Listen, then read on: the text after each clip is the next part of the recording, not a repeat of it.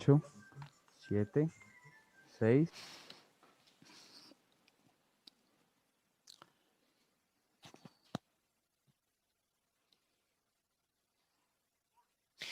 Buenos días, buenas tardes o buenas noches a todos. Soy Antonio Cambia, responsable de Tecnología Financiera en FLAR, y quisiera darles la bienvenida a nuestro capítulo número 2 en el marco de las Cartagena Talks. Han pasado solamente 2 años desde que comenzamos a abordar este tema en un informe relacionado con tecnologías de este tipo con el profesor Crosside de la Universidad de Cornwall. Desde ese momento, el aumento en las tendencias de las criptomonedas nos han llevado a indagar sobre la respuesta de los bancos centrales y los gobiernos. Estamos hoy acompañados por expertos que nos darán información sobre esto. Las CBDCs y las criptomonedas son el título de nuestra presentación de hoy. Miguel Musa moderará esta conversación, es el responsable del Observatorio Tecnológico y TecLab en el Banco Central de Chile, que tiene como objetivo establecer las tecnologías disruptivas en materia de finanzas. Así que muchas gracias, Miguel, por acompañarnos. Tienes la palabra. Muchas gracias, Antonio. En primer lugar, quisiera expresarle mi agradecimiento a FLAR por esta invitación y por permitirme formar parte de este evento. Durante algún tiempo las criptomonedas o las monedas digitales CBDCs han tenido relevancia en los bancos centrales, pero también en el sector privado y entre el público en general, y la pandemia ha sido un catalizador para su aceleración y también para los trabajos de investigación y publicación en torno a este tema. Hoy es un honor para mí ser el moderador de este debate en materia de criptomonedas, donde nos acompañarán 2 expertos, el señor Chi Lo y John Keefe. Chi Lo es experto y además un apasionado en criptomonedas. En el caso de John, es experto senior en el sector financiero de la División de Estabilidad Financiera Global del Departamento de Mercados Monetarios y de Capital. También trabajó en el Banco de Canadá durante 25 años, donde se especializó en inversión y financiamiento de reservas divisas. En el caso del señor Chi Lo, es economista senior de la Gran China de BNP Paribas Asset Management. Está en Hong Kong, tiene muchos años de experiencia en trabajos de investigación y en el desarrollo de políticas públicas, abarcando Asia y también Norteamérica. Ha escrito 8 libros en China sobre desarrollo económico y mercados. Ambos presentadores nos compartirán su perspectiva sobre este tema. John comenzará dando una visión general y luego el señor Chi Lo hará una presentación sobre la situación de las criptomonedas en China. John, le damos entonces la palabra. Muchas gracias y voy a comenzar por compartir mi pantalla.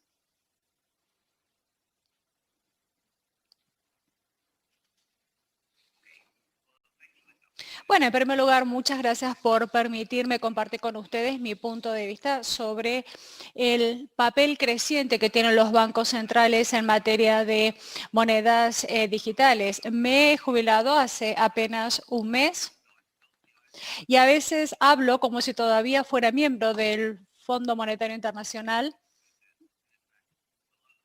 y todo el trabajo que he hecho en materia de CBDCs ha tenido que ver con mi labor en el Fondo Monetario Internacional, donde escribí 2 informes en este sentido. Hay un documento que pueden ver aquí a la izquierda y que contiene información general sobre las monedas digitales emitidas por los bancos centrales para pagos minoristas, y otro documento que ven en la parte inferior que también tiene que ver con monedas digitales. Quisiera comenzar mi disertación hablando sobre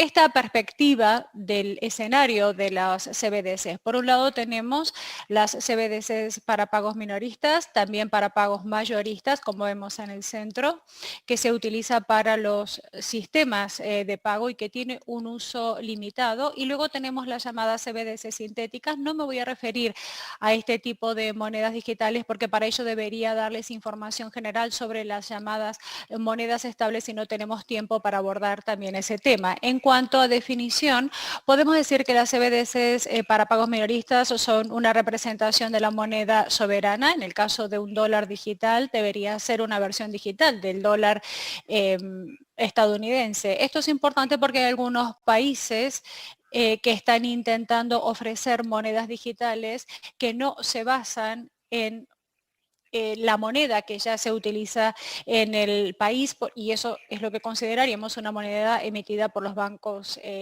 centrales. Aquí tenemos una diferencia entonces entre las monedas digitales y las monedas sintéticas. Esto se supone que aparecería en el balance de los bancos centrales y existen algunas otras condiciones, que es que estas monedas son accesibles al público en general. Estas son las definiciones. Entonces, en términos personales, creo que esto también podría incluir la condición de que puede utilizarse para transacciones entre pares, entonces es parecido al efectivo y se podría utilizar para transferir efectivo, es decir, es todo tipo de moneda que debería pasar por alguna entidad financiera. Y finalmente tenemos otro elemento de esta definición que indica que estas monedas deberían considerarse de curso legal dentro del país. Esto significa que existe una legislación que establece que esa moneda se puede utilizar, por ejemplo, para pagar deudas o bien obligaciones. Existen algunos informes escritos por colegas del FMI que hablan precisamente sobre este tema.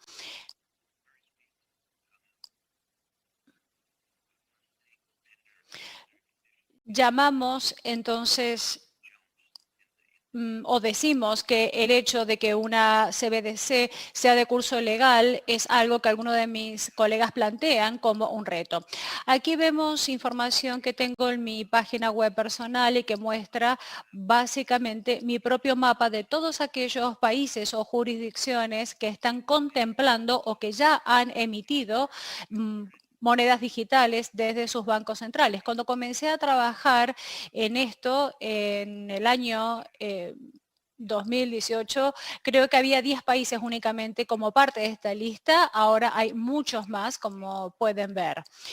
Es dividido esta tabla en distintas partes. Por un lado, aquellos países donde se han hecho ya pilotos por parte de los bancos centrales, como Bahamas, que acaba de lanzar su criptomoneda llamada Sand Dollar, China, que está realizando una prueba piloto, también los bancos centrales en la región del Caribe y Jamaica, que lo hará en el mes de mayo. He colocado también Uruguay, que está completando algunos pilotos, y luego tenemos aquellos bancos centrales que han concluido las pruebas de concepto. La diferencia entre un piloto y una prueba de concepto es que el primero es una prueba que se realiza con comercios o personas reales, es prácticamente algo que se hace en vivo, mientras que una prueba de concepto es una prueba de la tecnología.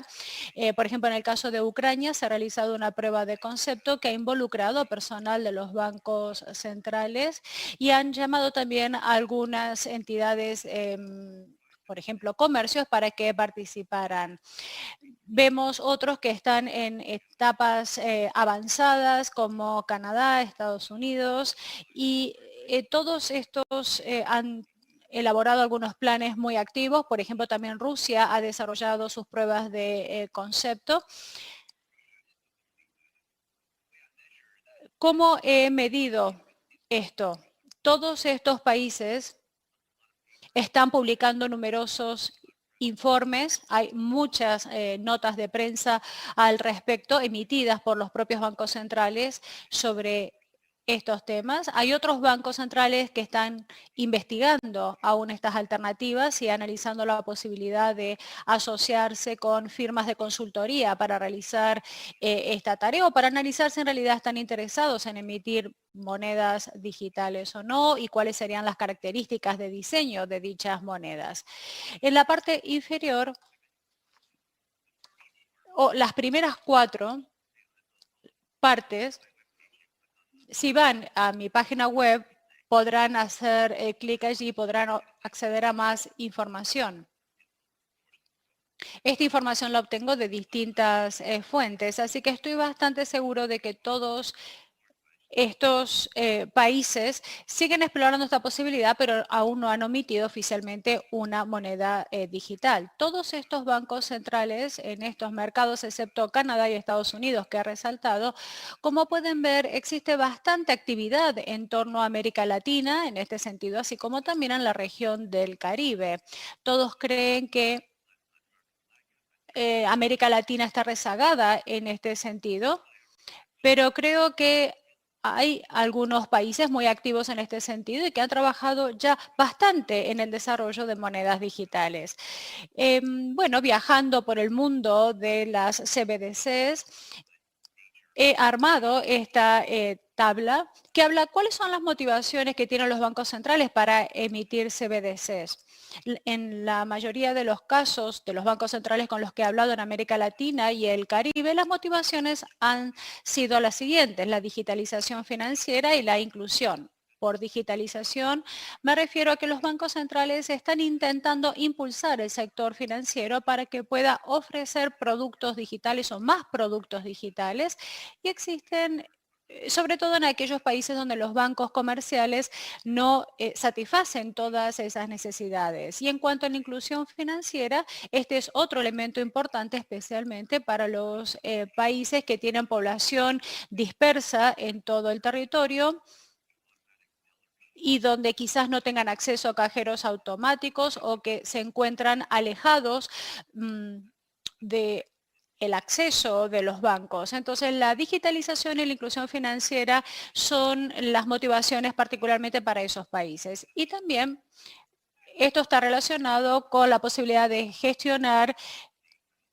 el riesgo del uso de efectivo. En el caso de la región del Caribe, por ejemplo, donde muchas veces azotan desastres naturales, esto puede ser una posibilidad. Muchas veces hay cortes de electricidad y también problemas de conectividad. En el caso de los países más pequeños, el costo de emitir efectivo puede ser elevado, así como también el costo de transportar el dinero puede ser elevado, especialmente porque hablamos de territorios de grandes superficies y muy dispersos. Entonces, creo que estos han sido las principales motivaciones que yo he destacado y que aparecen remarcadas aquí. También la posibilidad de acceder a datos de pagos granulares en tiempo real. Este es otro punto que han señalado los bancos centrales, porque de esta manera pueden utilizar estos datos para alimentar sus políticas monetarias. Así que esto también podría mejorar la eficiencia de los pagos transfronterizos, y esta ha sido otra motivación señalada en la región del Caribe. Creo que la región del Caribe, donde todos los países están empezando a trabajar en el desarrollo de estas plataformas, se ha manifestado esta motivación y los bancos centrales lo están señalando así. Existen otras motivaciones, por ejemplo, las economías avanzadas como Suecia y como Canadá dicen que podrían utilizar esta alternativa para eliminar o superar los problemas de limitación de dinero, o en el caso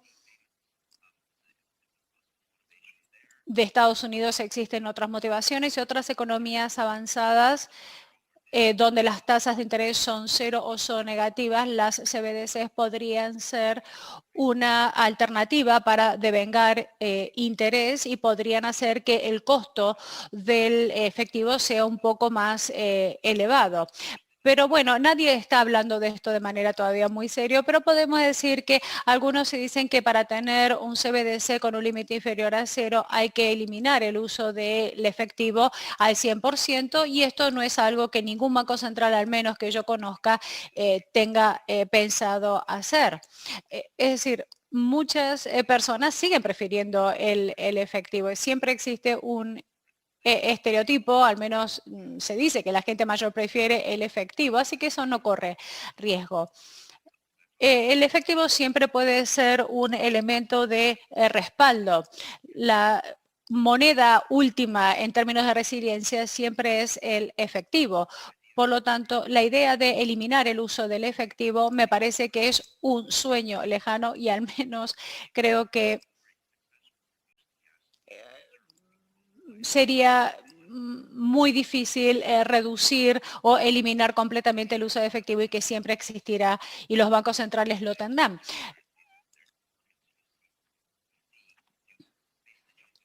Básicamente, existe otra posibilidad que son las llamadas monedas estables como por ejemplo Libra o actualmente Diem, que aparentemente no están teniendo una lógica muy sólida que les permita un avance importante. ¿Cuáles son los riesgos de emitir CBDCs? Bien, creo que existe un riesgo fundamental que tiene que ver con la intermediación bancaria. ¿Qué ocurre si se emiten monedas digitales atractivas? Todo el mundo querrá acceder a ellas y bueno, van a querer retirar su dinero de los bancos e invertirlos en CBDCs. Creo que ¿qué pasaría si las CBDCs además devengaran intereses y fueran atractivas como moneda? Vamos a hablar del diseño en un momento.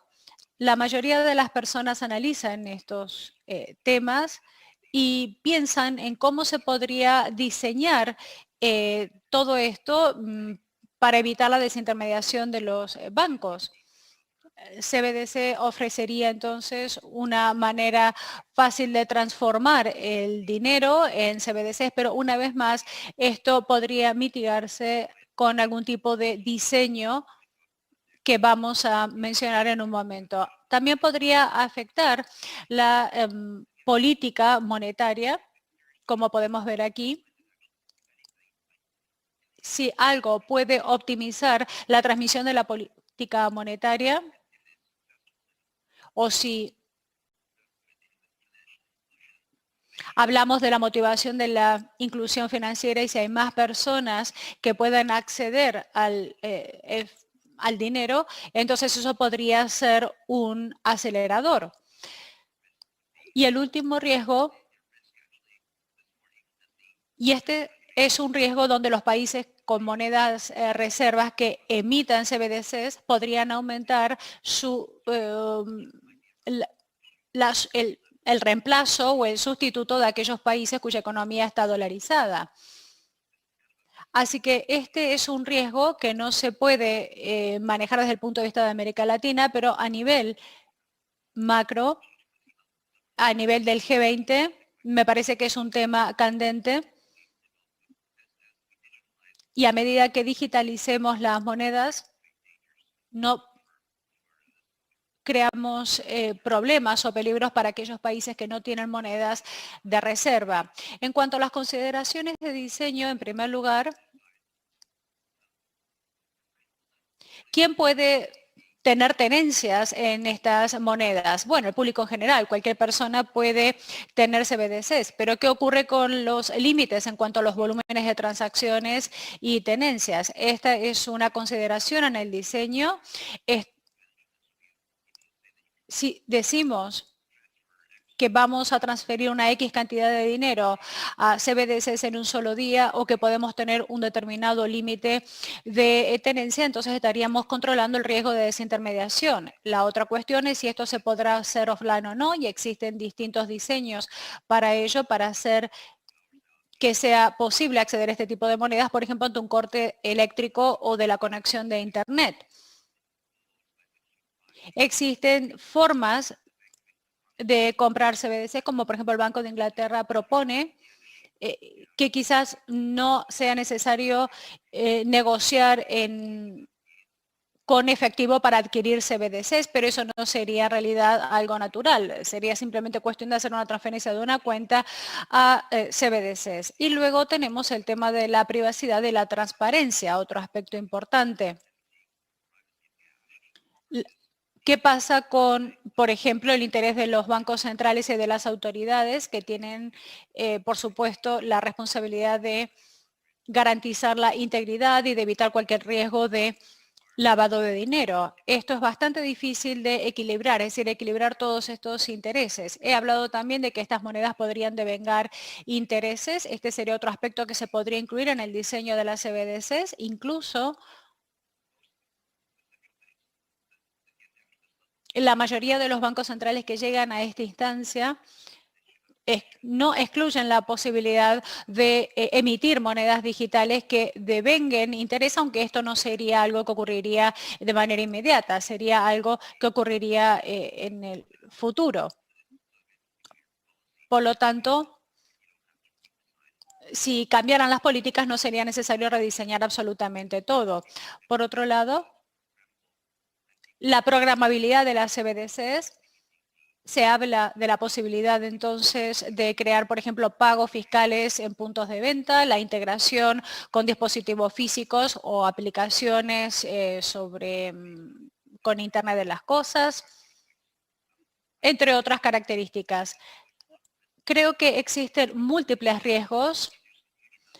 Creo que las CBDC ya están introduciendo numerosos riesgos cibernéticos para los bancos centrales y este riesgo podría seguir aumentando, pero todo eso es programable, así que nadie está considerando todavía la posibilidad de la programabilidad, no de momento. La mayoría de las plataformas asumen que las CBDCs se van a basar en las mismas tecnologías de contabilidad distribuida o DLT, como las criptomonedas llamadas bitcoins. Existen distintos pilotos y experimentos en este sentido, pero también podrían crearse CBDCs en plataformas centralizadas que funcionarían básicamente como las plataformas que se utilizan para las tarjetas de débito o las tarjetas de crédito.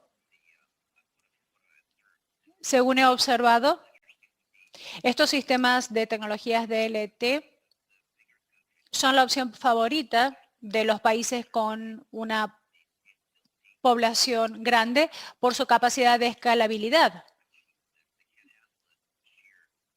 Y también porque permite manejar a una gran cantidad de la población que utilizaría estas CBDCs. Se lo podría gestionar mejor y por esa razón se podría acelerar todo el proceso de las transacciones. Y luego tenemos la cuestión de la funcionalidad transfronteriza, otro aspecto también importante. Los bancos centrales están analizando la posibilidad de establecer redes regionales para las criptomonedas o monedas digitales. Así que estas son algunas consideraciones que los bancos centrales han tenido en cuenta a la hora de analizar la posibilidad de implementar las monedas digitales. Bien, esta es mi última diapositiva y esto es lo que hemos observado en nuestros procesos de análisis. El Fondo Monetario Internacional ha abrazado esto como el flujo de lo que habitualmente preferimos ver en los bancos centrales cuando analizan la posibilidad de incorporar sistemas de CBDCs. Esta es una caja de herramientas que ha sido elaborada por el Foro Económico Mundial, pero básicamente esto se lo mostramos a los bancos centrales que nos piden asistencia sobre las monedas digitales. Muchos acuden a nosotros y dicen, bueno, algunos proveedores acuden a nosotros y dicen, bueno, tenemos que rápidamente empezar a utilizar monedas digitales porque hacia allí es hacia donde se dirigen todas las tendencias. Pero bueno, hay que hacer evaluaciones tecnológicas y en el Fondo Monetario Internacional preferíamos decir, bueno, un momento, primero hay que considerar todas las cuestiones y todos los puntos de dolor que estamos intentando resolver y otras alternativas también, que quizás no sea una moneda digital emitida por un banco central, sino que sea quizás alguna otra alternativa o algún otro sistema. Por lo tanto, estos son los puntos claves que destaca este gráfico con este diagrama de flujo. Las CBDCs quizás no funcionen para todos. Tras realizar un piloto, quizás se llegue a la conclusión de que la gente no está dispuesta a utilizarlo y que existen otras soluciones. Bien, esta es una visión general entonces sobre el marco y creo que la mayoría de los bancos centrales están, bueno, alineados en esto. Este es otro gráfico que nos muestra la importancia que esto tiene para los bancos centrales, porque el principal activo de un banco central es su reputación. Si fracasan algunos de estos aspectos, por ejemplo, a la hora de lanzar una moneda digital que luego nadie utiliza, pues eso puede afectar seriamente la reputación de ese banco central, y esto se suma a los riesgos financieros, operacionales, etcétera. Y esto forma parte, obviamente, de la estrategia que tienen en cuenta los bancos centrales. Bien, en esta diapositiva tengo una serie de referencias sobre este tema. Y estas son algunas fuentes que se pueden consultar y que hablan sobre los aspectos prácticos en la implementación de las CBDCs. Eso es todo. Muchas gracias. Muchas gracias, John, por una interesante presentación. Le vamos a dar ahora la palabra al señor Chilo para su presentación. Muy bien, muchas gracias. Buenos días a todos y gracias por darme la oportunidad de dirigirme a todos ustedes y compartir también lo que yo conozco en materia de CBDCs y lo que está ocurriendo en China en torno a este tema. Bien, voy a hablar entonces sobre el renminbi electrónico. En primer lugar, en la siguiente diapositiva de mi presentación, rápidamente me voy a referir a cómo China desarrolla su renminbi electrónico o digital. A continuación, voy a hablar sobre la base y qué ocurre desde un punto de vista económico y político y qué se encuentra en la base de todo esto. China tiene un sistema de 2 niveles. Para emitir el llamado renminbi electrónico. El Banco Central emitiría esta criptomoneda como intermediario para los bancos principales. Tenemos Alibaba, WeChat, por ejemplo. Cada emisión tiene que ser respaldada por un renminbi electrónico. Por cada renminbi electrónico que recibe un intermediario, tendrá que asignar exactamente la misma cantidad de fondos que el Banco Central. Es un intercambio 1 a 1. El Banco Central entonces solamente negocia con intermediarios a nivel de emisión y a nivel de distribución, como vemos en la parte inferior.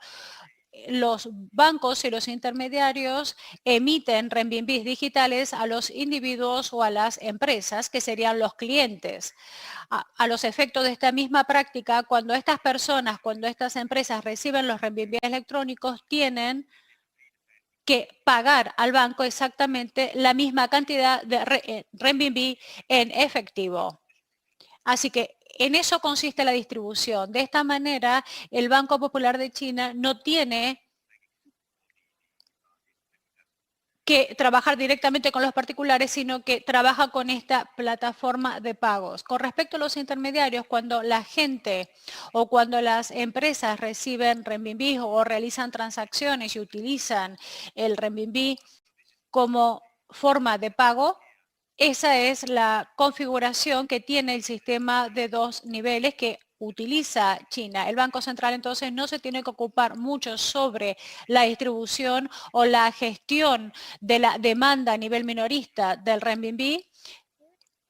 Lo más importante es que el renminbi electrónico, cuando llega al banco, el banco no puede prestarlo. Es decir, no puede otorgarlo a modo de préstamo.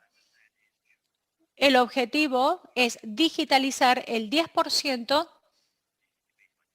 del dinero devaluado. Por lo tanto, ese 10% del dinero no podrá ser susceptible de préstamo. Vamos a hablar sobre esto en un momento, cuando llegue el momento, en realidad no es el foco de la presentación.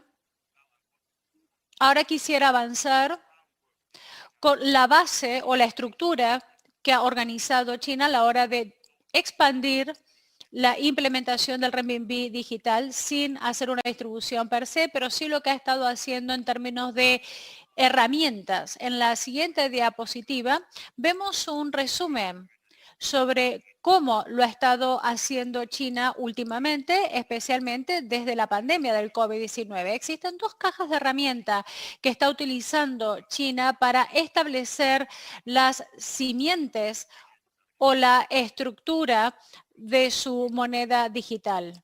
Por un lado tenemos la llamada Ruta de la Seda Digital, DSR, de 2015, y la Ruta de la Seda de la Salud, o HSR, que se estableció en 2016.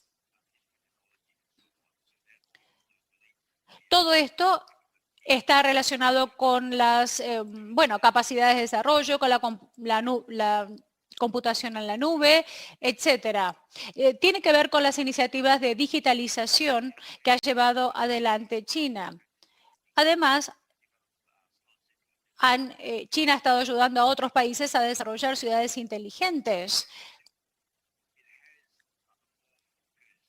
Por otro lado, existe un objetivo más concreto que tiene que ver con cooperar especialmente con Asia, así como también con otros países en desarrollo que forman parte de la iniciativa BRI o la iniciativa de la Franja y de la Ruta. Hablamos de un desarrollo económico digital para poder combatir, por ejemplo, las enfermedades infecciosas, entre ellas el COVID-19, por ejemplo, compartir o transferir conocimiento desde China a otros países y otras formas de colaboración.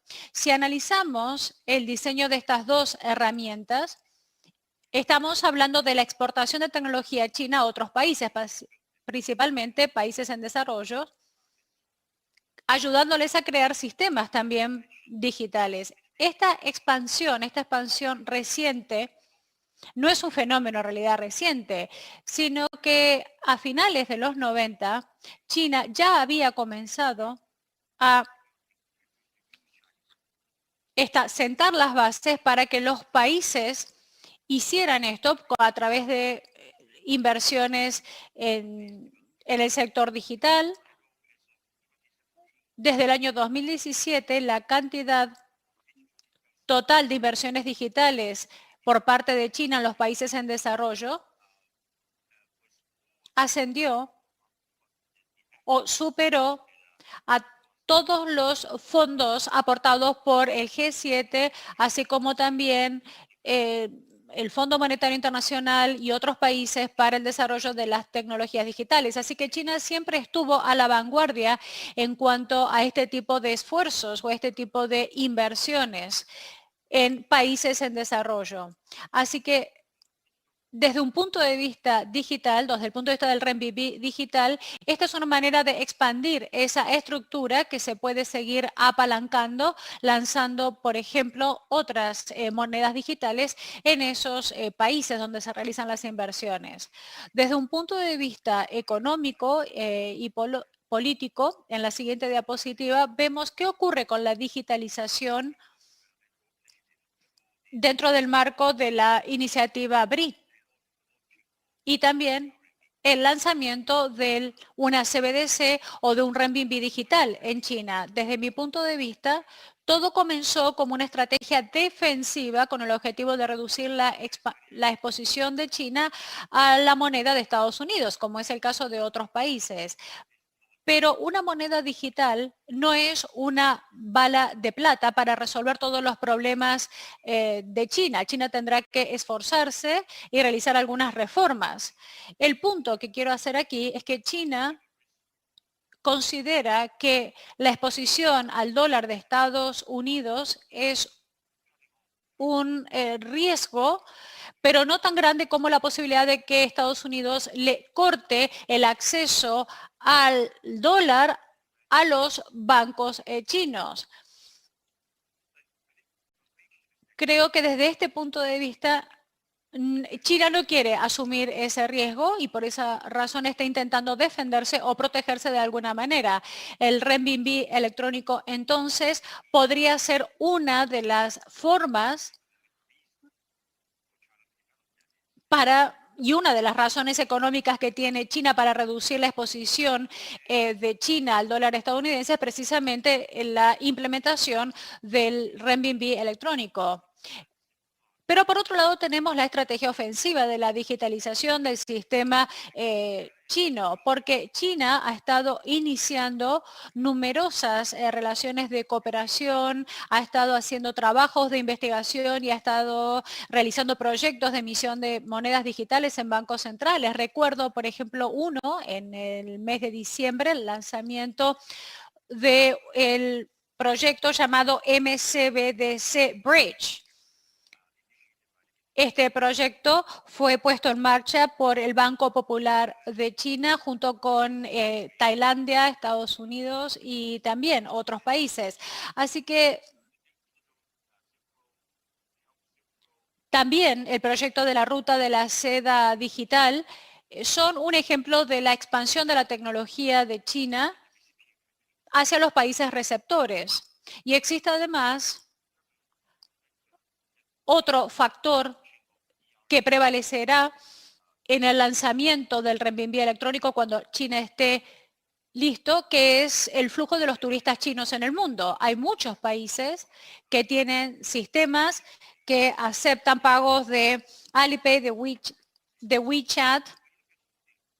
Así que si tenemos en cuenta todos estos aspectos, la tecnología china como forma de apoyar los medios de pago, algo que prevalece en numerosos países, y una vez que termine la pandemia, China va a poder retomar todos estos proyectos o iniciativas y todo se retomará. Así es como veo yo que China está invirtiendo en su red del renminbi electrónico de manera suave, sin lanzarlo concretamente, pero está trabajando en ello. Si analizamos ahora el escenario a largo plazo, como vemos en mi última diapositiva, este título dice, divididos estamos, porque hay distintos comentarios que quisiera hacer al respecto. Desde la pandemia del COVID-19, muchos países en desarrollo, especialmente algunos países productores de materia prima, están dispuestos a aceptar la tecnología china y también la moneda digital china. Estos países eventualmente podrían formar una masa crítica en distintas regiones y utilizar tecnología china y la moneda digital china. Pero ¿qué pasa con otros países donde se utiliza el dólar o el euro? Es concebible entonces que a largo plazo, a la postre, al cabo de 25 o 30 años quizás, una vez que se realice el lanzamiento oficial de la moneda digital china a la gran escala, podamos ver un nuevo mundo, una zona euro, una zona dólar y luego una zona de renminbi digital, es decir, un mundo tripolar, siempre y cuando el mundo aceptara la tecnología china y el renminbi digital. Tenemos un aspecto tecnológico en todo esto, porque estamos hablando de un mundo con 3 monedas y en ese mundo quizás, y según los expertos tecnológicos, se podría llegar a producir una bifurcación de Internet que daría como resultado un sistema de Internet dirigido por China y otro sistema de Internet no chino dirigido por Estados Unidos. No quiero decir que esto vaya a ocurrir, pero podría ocurrir y dependerá del desarrollo de los acontecimientos. China sin duda ha estado impulsando una serie de herramientas para establecer las bases del desarrollo del renminbi electrónico. Y esto es algo que podría ocurrir en el mundo. Bien, Me detengo aquí entonces para dar lugar al debate y para responder cualquier pregunta que pudiera surgir. Muchas gracias, Chi, y muy interesante su presentación. Tenemos en efecto una serie de preguntas para debatir. He estado recibiendo otras preguntas por parte de la audiencia. En primer lugar, quisiera invitar a todos aquellos que están presentes o participando en este evento que por favor envíen sus preguntas a través del chat de Zoom. Existen o tenemos unas preguntas. Silvia Mera, por ejemplo, desde Colombia. También Cristian Alaña de Venezuela nos piden si podemos responder lo siguiente. ¿Cuál sería el impacto global que tendría la implementación de las CBDCs en términos de política monetaria de los bancos centrales locales?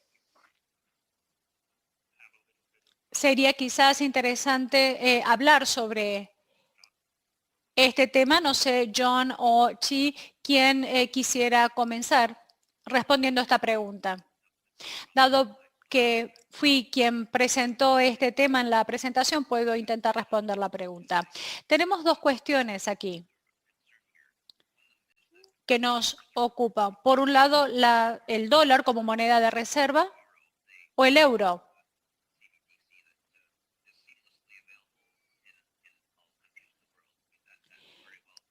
Esto podría acelerar sin duda la dolarización o la euroización, es decir, la habilidad de los bancos centrales locales a realizar o dirigir su propia política monetaria.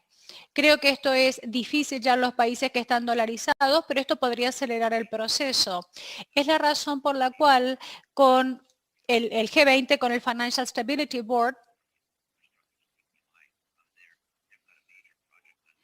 tienen un proyecto con el objetivo de asegurar que los países con moneda reserva y sus bancos centrales se comporten de manera responsable con respecto a este tipo de riesgo.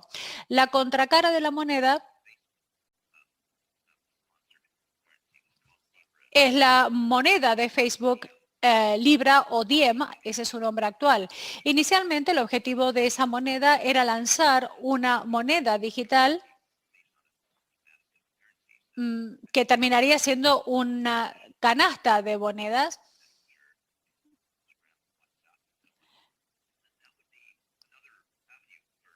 Y esto sería una avenida más como Facebook, Instagram o las demás herramientas de Facebook como de dominación.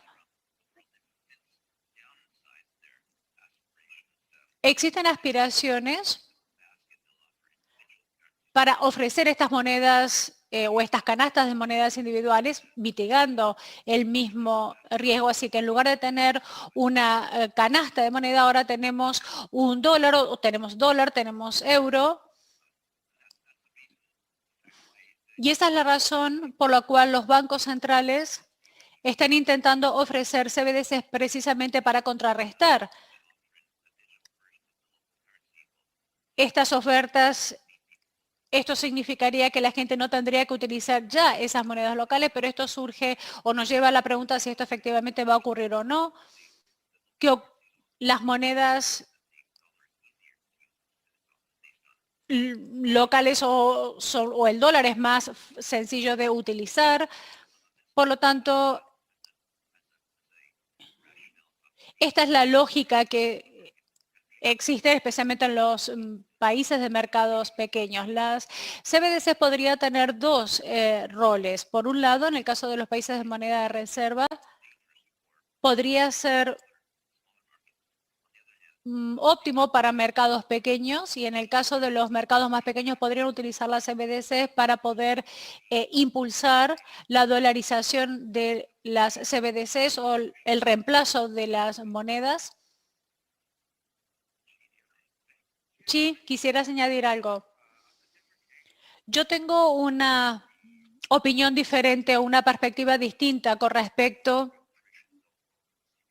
a cómo funcionarían las CBDCs. Y esto tiene que ver con el sistema de pago y el sistema bancario. En la presentación, John habló sobre el incentivo de los bancos centrales para lanzar CBDCs, que básicamente está relacionado con el beneficio de tener monedas digitales emitidas por los bancos centrales para reducir, por ejemplo, los costos y aumentar la eficiencia de los sistemas de pago y los sistemas bancarios utilizando un sistema de tecnología DLT o de contabilidad distribuida.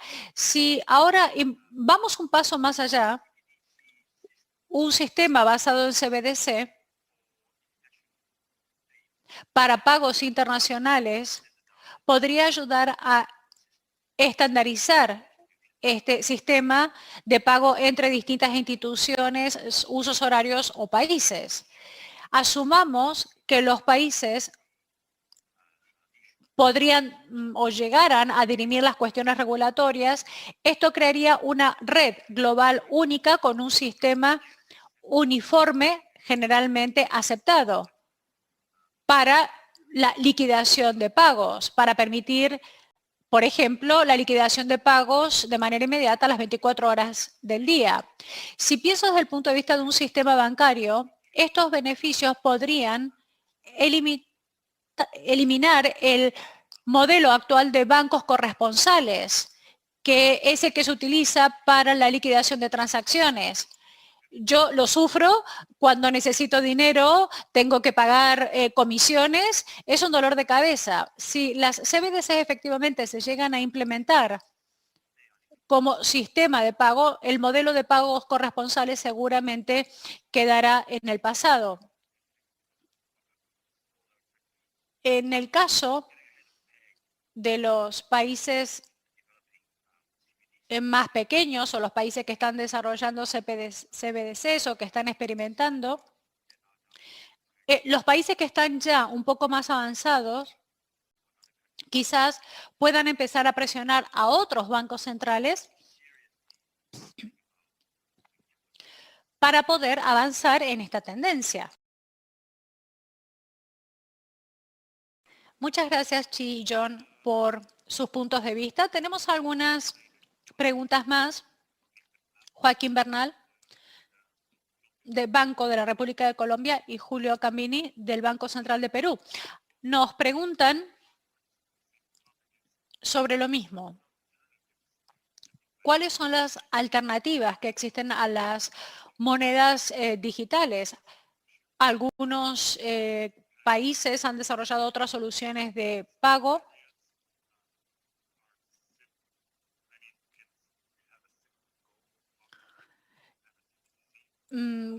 Con un objetivo similar. Bueno, me imagino que dependerá del país del que estemos hablando. ¿Cuáles son las alternativas desde su punto de vista y qué ventaja ofrecen las CBDC frente a esas posibilidades?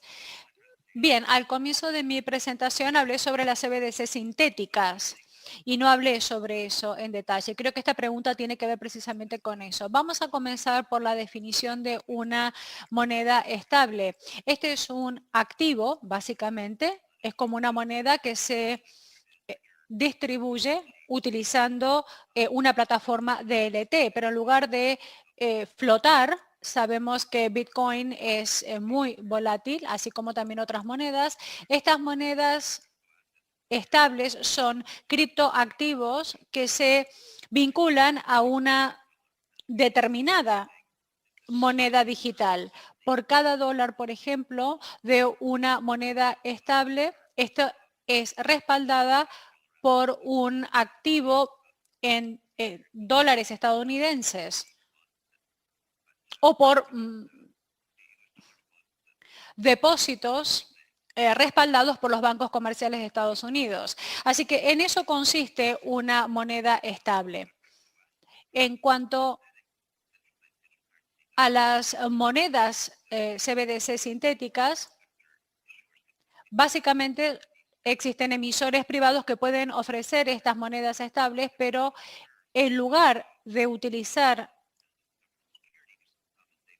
títulos del gobierno, recurren a los bancos centrales y no existe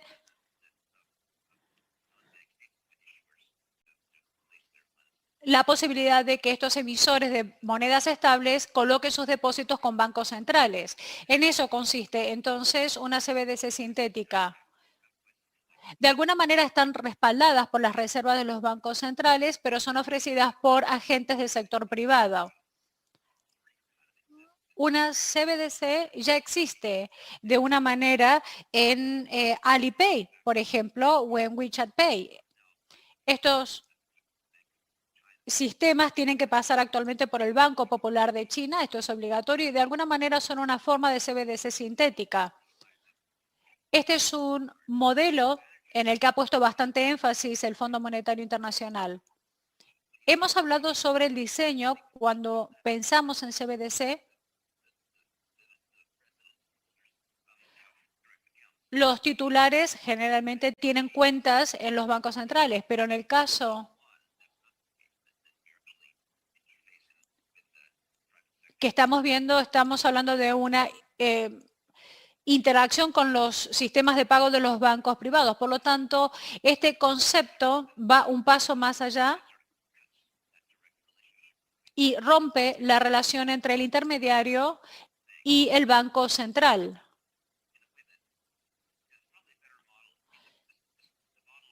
Este es un modelo donde el Banco Central se ocupa de emitir las monedas digitales y se ocupa de gestionar la contabilidad, también las billeteras de suministro para los clientes. Es decir, se ocupan de todos los pasos, del primero al último. Ningún banco central, sin embargo, está contemplando esta posibilidad, sino que prefieren alianzas público-privadas para que el sector privado se ocupe precisamente de aquellas cosas que hacen mejor, que es la atención a los clientes. Este es un paso más, por tanto, en esa dirección. Me estoy refiriendo a la implementación de CBDCs. Así que esa es una cuestión más a considerar. Bien, John, parecería entonces que China, hasta ahora, ha estado mezclando bastante el concepto de CBDCs y de CBDCs sintéticas. Has mencionado el caso de WeChat y de Alipay. Si China no tuviera en cuenta esa CBDC sintética o las plataformas de pago, de hecho, el renminbi electrónico forma parte de eso. Así que la pregunta que esto plantea es, ¿el Banco Popular de China está considerando la posibilidad de reemplazar las plataformas de WeChat y de Alipay una vez que el renminbi electrónico se implemente oficialmente? Desde mi punto de vista, el Banco Popular de China no tiene esa intención en función de lo que sé, porque tal y como hemos visto en la primera diapositiva, en realidad el Banco Popular de China solo quiere tratar con los intermediarios. Tanto Alibaba como WeChat tienen tanta cantidad de datos que tienen incluso más datos que el propio gobierno del país, que el resto de los bancos. Por lo tanto, los chinos son muy eficaces en este sentido. Quieren dejar la plataforma de circulación que funciona de manera independiente, pero quieren que la moneda que se utilice sea una moneda en formato digital. Por lo tanto, no sé exactamente si en China se está considerando la posibilidad de implementar una CBDC sintética o no en esta etapa de desarrollo o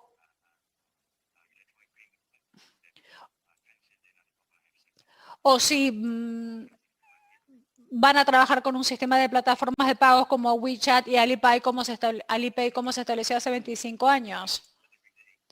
Bueno, la pregunta es, ¿cómo describimos las CBDCs? Porque cada país tiene su propio modelo. Podríamos pensar que, bueno, Alipay es una CBDC sintética, pero incluso no es una CBDC totalmente sintética. Entonces, bueno, yo estoy trabajando en un grupo que se llama, que está precisamente luchando en torno a este tema. Y es una pregunta fundamental que nos hacemos todos. ¿Cómo hacemos para describir exactamente qué consiste una moneda digital o CBDC? Bien, esto tiene que ver con la, dinámica de este tema. Ha sido sumamente interesante en los últimos años, tal y como lo hemos visto, y ahora quisiera dirigir una pregunta a Chi específicamente relacionada con China. En su experiencia, porque creo que usted mencionó algo de esto, y que podría resultar útil o de interés para los países que quieran observar la experiencia de China en el desarrollo de CBDCs. ¿Cuál cree usted que son los elementos que podría tener en cuenta América Latina o qué lecciones podríamos aprender a partir de la experiencia de su país? Bueno, creo que los países latinoamericanos o cualquier país están considerando la posibilidad de emitir monedas digitales y lo están haciendo de manera seria. Esto se aplica a los países en desarrollo principalmente. Y esto es algo que he aprendido en China o que he aprendido de la experiencia de China. Los chinos han dado saltos agigantados superando a Estados Unidos inclusive en cuanto a desarrollo financiero. Y no se han metido en el negocio de tarjetas de crédito, han pasado del efectivo directamente a los pagos peer-to-peer, utilizando Alipay o WeChat. Así que cuando yo, por ejemplo, utilizo utilizar tarjetas de crédito en China no es habitual. Generalmente, cuando tengo que utilizar esta tarjeta, tengo que preguntar si es una tarjeta local o internacional. Mejor dicho, es lo que me preguntan. Así que creo que una de las ventajas que tiene China y algo de lo que pueden aprender otros países, y sin hablar de entrar en el negocio de tarjetas de crédito,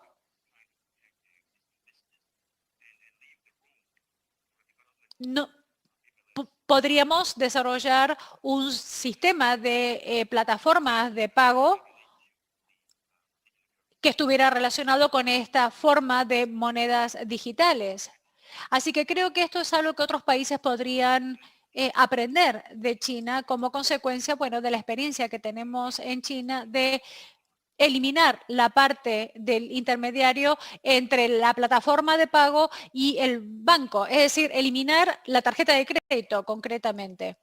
Bien, se nos está agotando el tiempo, pero quisiera hacer una última pregunta para John. Es muy difícil quizás pedirte que la respondas en un minuto, pero a ver si puede responderla en un minuto. Estamos hablando de la identidad digital. Existe mucho debate en torno a este tema y es una cuestión relacionada con las CBDCs. En América Latina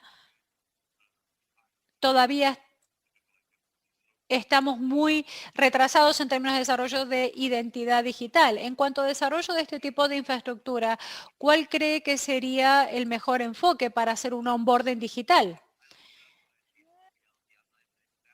Bien. He analizado algunos pilotos que se han hecho, por ejemplo, en Bahamas y en Uruguay.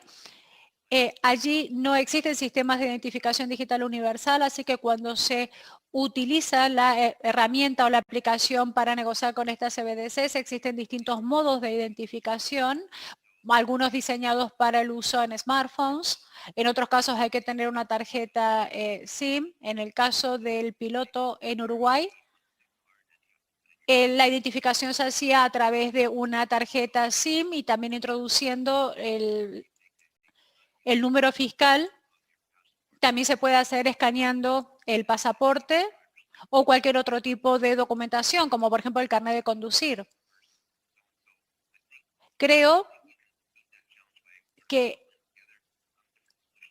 Existen distintas soluciones, no existe, me parece, una forma universal de resolver el tema de la identificación digital. Pero bueno, cada país tendrá que pensar en estos términos, sin duda. Bueno, muchas gracias, John. Lamentablemente se nos ha agotado el tiempo. Ha transcurrido 1 hora y claro, podríamos pasarnos muchos días discutiendo todos estos temas y profundizar mucho más en ellos. Quisiera agradecerles entonces tanto a Chilo, a John, Antonio, te paso nuevamente la palabra y muchas gracias nuevamente por habernos invitado. Bueno, gracias a todos por compartir sus opiniones con nosotros.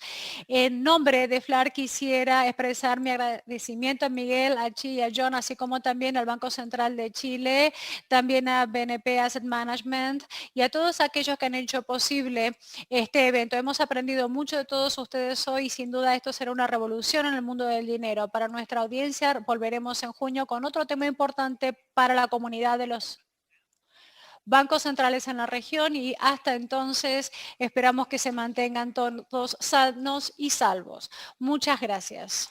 Gracias.